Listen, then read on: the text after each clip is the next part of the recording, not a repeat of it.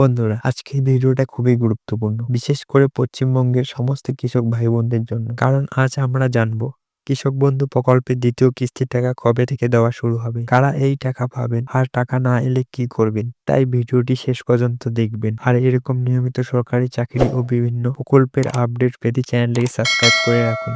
পশ্চিমবঙ্গ সরকার কৃষক বন্ধু নতুন প্রকল্পে বছরে মোট 2 কিস্তিতে টাকা দেওয়া হয়। প্রথম কিস্তি খরিফ মৌসুমের আগে ও দ্বিতীয় কিস্তি রবি মরশুমের আগে। সরকারি ঘোষণা অনুযায়ী রবি মরশুমের দ্বিতীয় কিস্তির টাকা সাধারণত নভেম্বরের শেষ থেকে ডিসেম্বর জানুয়ারির মধ্যে দেওয়া হয়। আগের বছরগুলোর মতো এবারও 5,000 টাকা করে সরাসরি কৃষকদের ব্যাংক অ্যাকাউন্টে পাঠানো হবে। যাদের জমি 1 একর বা তার বেশি, বছরে মোট 10,000 টাকা। এছাড়াও এর নিচে থাকলে 5,000 টাকা মোট কৃষক বন্ধু প্রকল্পের টাকা পেয়ে থাকেন। ভাগ চাষিরাও এই টাকা পেয়ে থাকেন।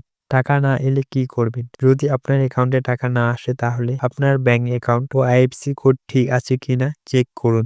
বিশেষ করে গ্রামীণ ব্যাংক ও ওয়েস্ট বেঙ্গল গ্রামীণ ব্যাংক হওয়ার ফলে অনেক ক্ষেত্রে অসুবিধা হতে পারে। এর জন্য আধার ব্যাংক লিংক আছে কিনা দেখুন।